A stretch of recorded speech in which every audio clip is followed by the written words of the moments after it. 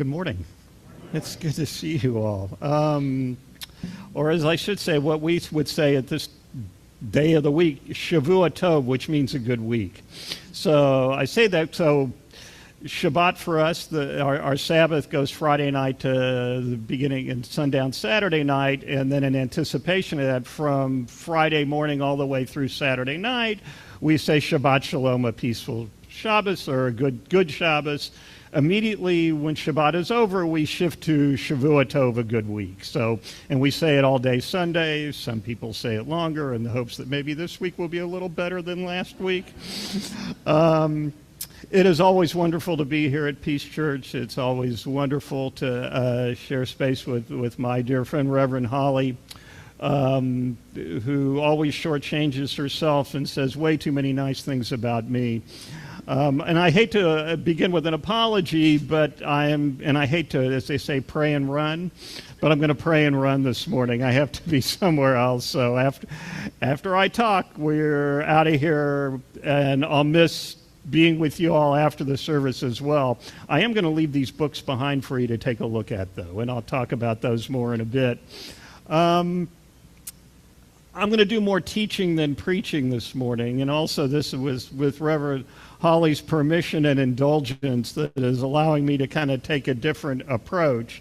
I feel like it's summertime, it's 4th of July weekend, that maybe we ought to do something that's, one, a little more relaxed, and also after last week, I feel like we need something that's a little more lighthearted. That, you know, we're all working for a better world, and every once in a while it's nice to know what that better world might look like. So hopefully you'll take it in that spirit. But Reverend Holly also asked, I don't know if an ask is the equivalent of a demand or an order or an edict, but that I have to say something inspirational at the end of the teaching. I don't know if I can reach inspirational levels this morning. Maybe something pithy. Will that work? In any event, so in our written Torah, our 5 books of Moses, when I say written Torah, it's the scroll in every synagogue you walk into, you'll find the Torah scroll, which is the 5 books of Moses.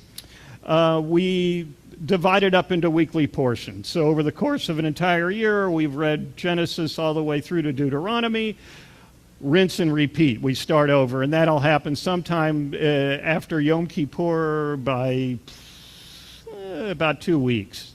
It happens, it's a holiday called Simchas Torah. We celebrate the completion of reading the Torah, boom, and we immediately start over again. So we are now in the book of Numbers in that cycle, or in the Hebrew it's called Bamidbar. Bamidbar is not translated as Numbers. It means in the wilderness. So this is the time in which the Israelites are wandering for 40 years in the wilderness, with the understanding that they need a whole generation to die out for the next generation to come in, because the previous generation can't lose their slave mentality. So that's God's punishment, if you will. This week's Torah portion is called Parshat Chukat. Chukat means ritual laws, really. Quick question: how many commandments in the written Torah? Don't say 10. You'll be in trouble if you say 10. No. Oh, huh? Close. 613. 600 traditionally there's 613 commandments. Yeah, close counts. If I had a prize, I'd give it to you. And we categorize these commandments in different ways. So one of the ways we categorize the commandments are rational versus, I don't say irrational, I say non-rational. Rational are easy, although they all beg discussion. Even something as simple as don't kill begs a discussion. Do we kill in self-defense, so on and so forth. But at least that's rational. Chukat are non-rational commandments. And there's one in particular that's discussed in the Torah portion. It's actually a Torah portion that was this previous week, and it wrapped up yesterday morning. And it is the ritual surrounding the red heifer, para aduma, the red heifer. Of all the non-rational commandments, this may win the prize. It is somewhere between non-rational and bizarre, which of course makes it my favorite piece of Torah to inflict upon you this morning. So here's the overview of the ritual of the red heifer. It starts out with a description of the ritual without saying why. So the ritual goes like something like this. You find a red heifer, a perfectly unblemished red heifer. And by the way, there were a few years ago that there was some thought that they may have found one. Turned out to be a false alarm. These unblemished red heifers are nigh on impossible to find. Already we're in the valley of non-rational. So it says, so God tells Moses to tell the people, this is how the chain of command seems to often work in Torah, take this unblemished red heifer, sacrifice it, burn it, take its ashes and mix the ashes with water and rub it over the body and the clothes, usually of a priest. So far, again, we have this elaborate ritual, but no explanation as to why you would do something so non-rational. But we're about to find out. So the Torah goes on to explain that anyone who comes in contact with a corpse has rendered themselves ritually impure. And has the ability to inflict that impurity on others. So the ritual of the red heifer is to take that one who's become impure because they've touched something dead to make them pure again. So death equals ritual impurity, yet we take the ashes of the dead red heifer to provide the cure. In other words, we take something that's dead to make someone who is impure because they've come near death and bring them back to a state of purity. So this absolutely makes no sense at all. And even the great rabbis in the Talmudic era, the era of the rabbis, which is about from the beginning of the Common Era through about 600 years. So what you would know as AD, we don't know it as AD, we refer to it as CE or the Common Era, and then preceding that is BCE, before the Common Era. So we have this ritual, so we get the ritual before we get the explanation of why we need the ritual. And then we finally get an explanation as to why. So here are the questions that I think kind of present themselves in all this. Why would you have rituals or ritual commandments that defy rationality? What purpose does that serve? Something for us all to think about. And why did we get the remedy before we got the cure, or before we got the disease? There's another example of this in Torah. It's with the golden calf. So preceding the explanation of the sin of the golden calf, of this idol worship, we get instructions on how to build the Mishkan, the Holy Tabernacle. There is a common understanding that the building of the Mishkan is the remedy for the sin of the golden calf, yet you get the remedy before you get the disease. A final question, what's the big hang-up with death? Happens to all of us. Why are they so focused on death, and why is death the equivalent of ritual impurity?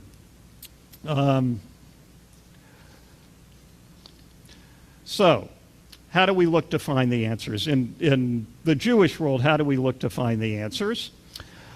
We go back to sources as early as the rabbinic period, and maybe before. We look to the Torah itself, and we can try and find answers in the Torah, but they're not always there. The Torah leaves a lot of gaps in explanation, and we can't stand not knowing. So we always try and fill the void. We try and fill these gaps, and that's where these books come in. So one place we look, there's a thing called Midrash. A drash is like an explanation, but Midrash is really stories based on biblical stories, and in a way to expand on the stories that we get in the Torah, and either get some extra ethical precepts to work with that are kind of the backbone of why these stories exist, or at least that's what we want to think. It's how we fill the void. And in this case, there is a midrash. So it starts out, and by the way, this is, I don't know if you can see this, this is what it looks like. So you have in the middle the midrash itself, and then you have commentaries around it. I will tell you, in a survey, Ben-Gurion University did a survey of sources of Jewish law, not Jewish law, the sources of Jewish law. They came up with 9 single-space pages of sources of Jewish law. It's rather daunting if you're in seminary. But it starts out with the verses from the beginning of the Torah portion. So God spoke to Moses and Aaron, saying, "This is the decree of the Torah, which God has commanded, saying, speak to the children of Israel. They shall take to you a completely red cow, red heifer, which is without blemish, and upon which a yoke has not come." So they state the verse that they're trying to figure out, or the verses. And then the Midrash goes on, and it draws from the book of Job, of all places. This is what the book of Job says: "Who can produce purity from impurity if not God?" And then it goes on to explain some examples of purity from impurity. In other words, so for example, Abraham descended from Terach. Terach does not get a positive critique in Torah or even post-Torah. Terach is Abraham's father, and he was known as an idol worshiper. Bad place to be. Nobody in the Jewish world likes an idol worshiper. And it goes on with other examples, and it finally says, "And the pure world to come emerges from this impure world." I'm not so comfortable with that one. I don't think that this world is solely impure. But in any event, it gives us a message. That an overall message is that a purity can emanate from impurity. And from the impure dead red heifer, we reach a state of purity. And what the Midrash tells me also is that we can transform something bad into something good. That it's not that the bad is not a static state that always stays bad. So, looking at some other sources, and by the way, in these books that I leave, this is Nahama Leibowitz. She did a whole commentary on all the 5 books. Nahama Leibowitz was maybe the preeminent biblical scholar of the 20th century, and that she is incentive for me to really, it's one of my go-tos, it's one of my favorites. And actually, I'm going to hold this one up just because I didn't use it because it didn't talk about the red heifer, but just to know there is modern, I'm going way back. But there are modern commentaries, and this is one of them. If you can see it, Torah Queries, Queeries. So a write-up on each of the Torah portions from the perspective of the queer community. So just to know that that's out there and that exists. But back to our Torah scholars from the Middle Ages. One, Nachmanides, also known as Moses ben Nachman. He lived in Spain from 1194 until he died in Israel in 1270. He says corpses are impure and people who touch them are impure. Water is a sign of purity. So when you mix the water with the ashes of the dead red heifer, sprinkle them on the person, it brings them back to a state of purity. That's his explanation, which doesn't really get you behind the scenes too much. But it's like him saying, yeah, there's an explanation for this. It's perfectly rational, and this is the explanation. Move forward, second half of the 12th century. There's a Rabbi Joseph Bechor Shor. He says the ceremony is to warn Jews of the danger of deifying the dead. So think about where we came from and the world that we came from, which was the world of slavery in Egypt. How did Egyptians, back in the day, first of all, what as slaves, what were they building? Pyramids, exactly. And what were the pyramids used for? If you were a big shot and you died, you got to spend eternity in a pyramid. Wasn't for everybody, but that's what they were building. So in a way, they were deifying the dead.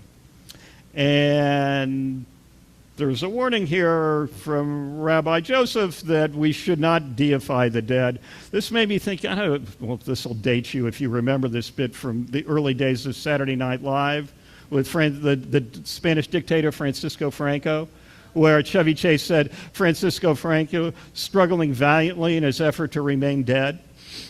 It's kind of let the dead be so. So anyway, the idea that we don't deify death, one, it kind of addresses this explanation of what's the big deal about death, is that we didn't want to treat death the way it was treated when we were in slavery. Then there's an Italian biblical scholar who lived from 1475 to 1549, Obadiah Sforno. Sforno goes deeper in the weeds on this. So he said, so to burn the poor red heifer, he's taken a real hit this morning, said there was used cedar wood and hyssop. Cedar wood equals pride and hyssop equals humility. And so you take that along with the red of the red heifer, which then that equals sin, and then water equals purification. Put them all together, conquering sin by overcoming pride with humility and reaching a state of moral purification with the water. So the ritual of the red heifer became a means toward atonement. And by the way, atonement in Hebrew, the word is teshuvah, and it comes from the Hebrew word shuv, which means to turn. So atonement is literally turning, teshuvah is turning from wrong behavior and turning toward right behavior. And then finally, almost finally, Rabbi Jacob Milgram, who was a great scholar of the 20th century, he said the ceremony is an ethical cleansing, not just for the individual who becomes impure, but for the entire community. That when an individual becomes impure or really does something that they shouldn't do, it reflects on the whole community and it infects the whole community. So the whole community needed this ritual to kind of get right. And finally, now I'm back on Nahama Leibowitz, who cites to Rabbi Yochanan ben Zakkai. Ben Zakkai was the guy who actually, in a way, saved Judaism. So during the time of Roman persecution, the destruction of the Second Temple in the year 70 of the Common Era, he worked out a deal with the Romans. He flattered the Vespian, the person in charge, and said, you're going to be ruler one day, in return for which all you got to let me do is get out of Jerusalem, start my own little academy of learning in Yavne, and I'll leave you alone. We won't bother you. It'll be great. That became Judaism going forward from there. That it was expanding on what was written in the Torah through all these academies of learning, and then when there was exile to Babylonia, that became the great places of the great academies of learning. So what does Rabbi Yochanan ben Zakkai say, and what Nahama Leibowitz thinks is the proper answer to this ridiculous, non-rational act? Stop trying to find a rational explanation for this stuff. It doesn't exist. We've been struggling for centuries to try and figure this out, and we haven't figured it out. So why do we do it? He says, because God said so. Now, I don't know how that sits with you. Do you do an act because God said so? One, how does God communicate with you and me? Not directly. I can only speak for myself. I see indicia of God's existence in the world. Actually, here this morning, I see it really strongly every time I come to Peace Church through the people I meet. So here's the thing, and this is why I love this piece of Torah more than anything else. So there's this idea that sometimes, in this case God, asks us to do things, the people we love ask us to do things that make absolutely no sense to us, but we do it anyway, just because they feel like they need it. And to satisfying the needs of the other is enough reason always to do something maybe against our will or something that makes no sense to us, but it satisfies a need of somebody we love. I'm adding one little bonus for July 4th weekend, which is a different concept altogether, but this is how I'll finish up. It's a concept in the Hebrew, dina de malchuta dina, which means the law of the land is the law. It is a requirement for Jews that notwithstanding we have this voluminous set of Jewish law called halakha, which means the way to go, we have to be good citizens of the country we're in and follow the laws of the country we're in. So we've always had this sense of responsibility as citizens. Some of our Jewish heroes are Supreme Court Justice Louis Brandeis and then Ruth Bader Ginsburg. Here's the thing, though, and this is the July 4th message for us, I think. The law of the land applies to everyone. The law should be administered in a way that leads with compassion. And right now, it seems that the law of the land is not applicable to everyone.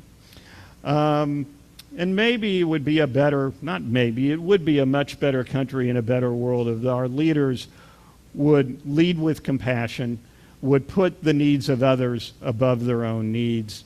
And maybe if they took a tip from the red heifer, the world would be a better place. So thank you. And I'm going to leave these, and so feel free after the service to peruse as you wish. So thank you all very much.